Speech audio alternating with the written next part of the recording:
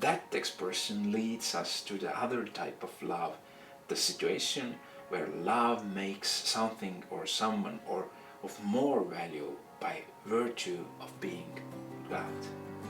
Tervitused taas Kanadast. Kui me hakkasime samme siia poole seadma, siis üks minu sellistest hirmudest või murekohtadest oli minu inglise keel. Õigemini selle keele suhteline olematus.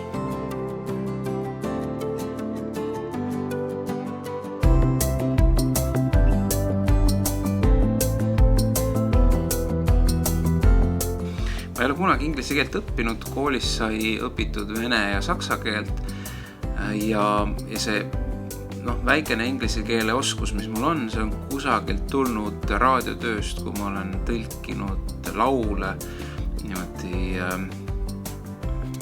raamatu abiga, tollal oli isegi olnud Google Translate'i, reaalselt sõnaraamatu abiga ja hääldus ka kuskilt niimoodi ise. Ehk siis see ise õpitud, ise osaliselt välja mõeldud inglise keel. Ma väga hästi mäletan, mul pärast ikka oli väga piinlik, kui ma töötasin pereraadios ja tegin sellist muusika edetabeli saadet, kus ju ikka laulud on ju inglisekeelsed. Ja üks kuulus kristlik ansambel Newsboys ja tollel ajal olid nendel suur hitt I'm not ashamed. Ehk mul ei ole häbi tunnistada evangeeliumi ja Jeesust. I'm not ashamed. Ja mina kuulutan igas saates I'm not ashmade,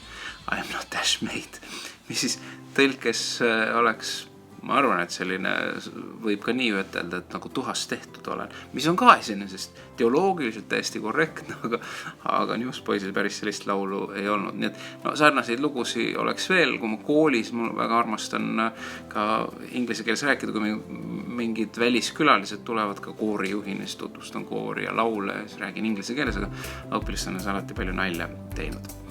Aga ma sain aru, et mul on seda Kanadas siin vaja. Inglise keelt on selge, et kuigi me teenime siin eestikeelset kogukonda, siis keelt on vaja, olgu siis naabritega suhtlemisel või poes või mingistes asjaajamistes või ka koguduses on inglisekeelseid inimesi. Ja veel enam, kui on mingisugused sündmused, kui ma pastorina olen ju loomulikult puutun kokku, kus on seotud juba koguduse liikmete lähedastega, nende järeltulijatega, et seal on juba loomulikult inimesed, kes on inglisekeelsed ja natuke muretsesin selle pärast, aga mõtlesin, et ehk saab kuidagi hakkama ja äkki see keel ka tuleb. Seda ma päris muidugi ei oodanud, kui ma esimese teenistuse olen ära pidanud, siis tuli üks ema ja tütar Rita ja Victoria minu juurde ja küsisid, kas ma olen nõus tegema umbes 6 aja pärast laulatust. Ma ei tea miks, aga ma võtsin selle rõõmuga vastu, aga see, mis siis pärast sellele järgnes, oli päris ressursimahukas. Mitte seda, et ma kahetseks seda, et ma oleks seda teinud, ma olen väga rõõmus selle üle ja tänulik, et mulle see ettepanek tehti juba sellepärast. Minul jaoks oli tähendusrikas see, et see esimene väljaspool teenistusi otseselt sündmus ei olnud mitte matus, vaid oli pulm. Ja see tegi mulle palju rõõmu. Ja siis, aga mis siis praktiliselt hakkas? Loomulikult mul ei olnud keeruline panna pulma kava kokku või laulatuse kava kokku, olin seda ju varem teinud, laulatuse jutlus kokku kirjutada, see kõik on lihtne, aga siis Marika aitas mul selle panna, või mis aitas, Marika pani mul selle inglise keelde ja siis hakkas alles see päris töö pihta. Ehk selle teksti inglise keeles selgeks õppimine.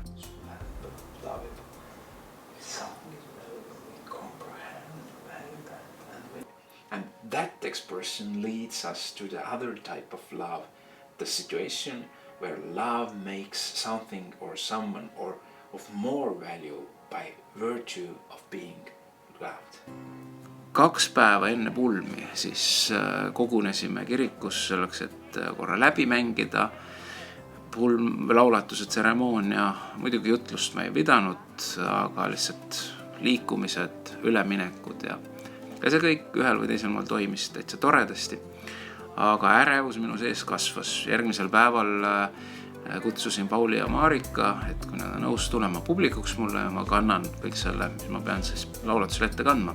Kannan neile ette, et väike lisapinge, ma sain aru, et ma hääldan ühtemoodi, siis kui ma üksi loen, see tundus väga hea, aga siis kui ma kellegi teise eest seda teen, siis see tundus väga puine ja kehvakene.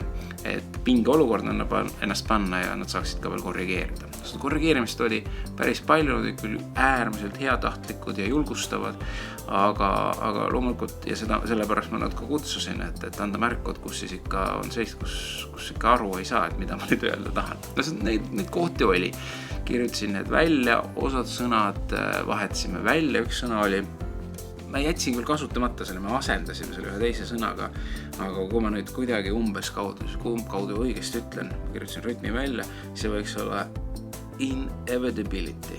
Ja ma kirjutasin selle ta ririrididiti selliselt rütmina välja, et see kõlas umbes niimoodi inevitability või siis oli selline sõna kui mulle tuli see praegu unswervingly, seda ma kasutasin kusjuures ja minu meelest mis laulatusel tuli välja sõna, nii et väljakutse oli ütelda literature, see kõlab päris hästi, äkki see on ka literature. I'm nothing but a creaking of a rusty gate. If I speak God's word with power, revealing all his mysteries and making valuable literature. In the beginning,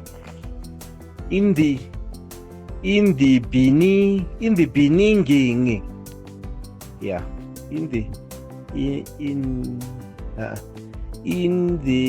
listen properly. In the beginning, Valuable literature.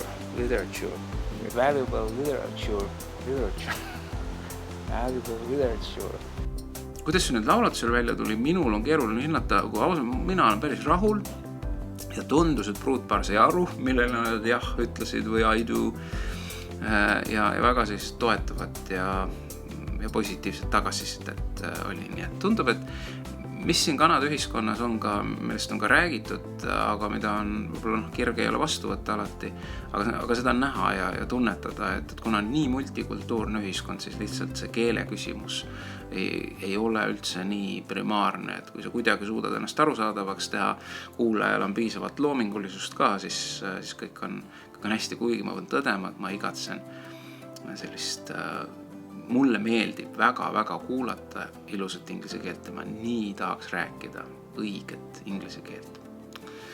Aga see võtaks päris palju aega, ma kujutan ette. Laulatus oli tore, mul oli suur rõõm jälle koos Joshuaga muusikat ka teha. Joshua on suurepärane, laulis ühe Etta Jamesi laulu At Last ja Elvise I Can't Help Falling in Love with You, imeilus. Paljud ütlesid, et Joshua, sa panid meid jälle nutma ja oli põhjus, see oli lihtsalt ilus ja emotsionaalne. Wrapped up in clover. The night I looked at you,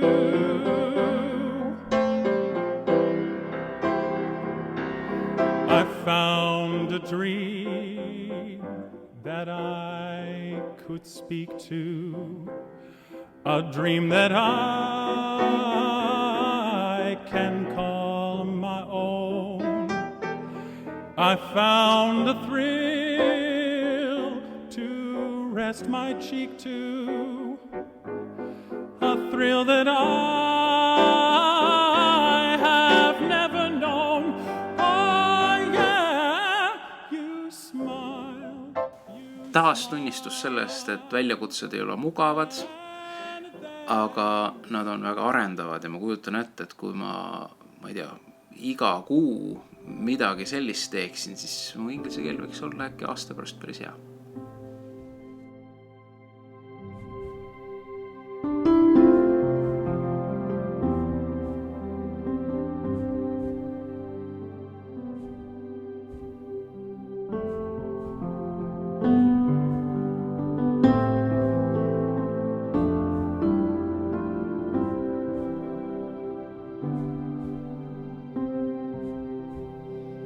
When we decide to love, to increase someone's worth, then that will increase your joint bank account.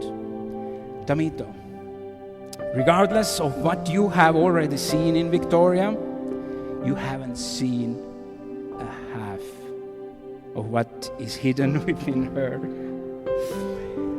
That beauty, fragrance, all of the blossoms and fruit that God has planted in her and that has been waiting for one Tamito who will say that in good and bad, in sickness and in health, both in hurting and in enchanting harmony, I love you, I care you, I will not leave you, I will not put you down, I won't seek my own right at your expense, but I am ready to give of myself to bless you.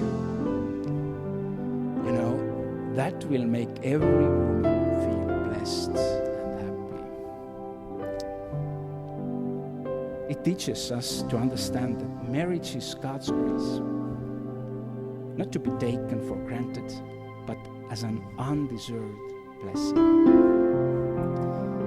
And similarly, you, Victoria, can draw out the potential and heritage in Tamito. The best part of him, not waiting for the day that he will be perfect, but simply unconditionally loving him and giving of yourself and respecting him.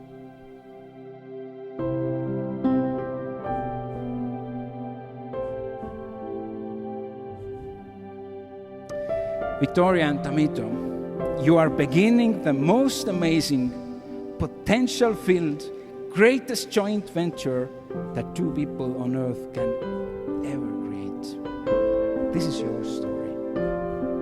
This is your life together.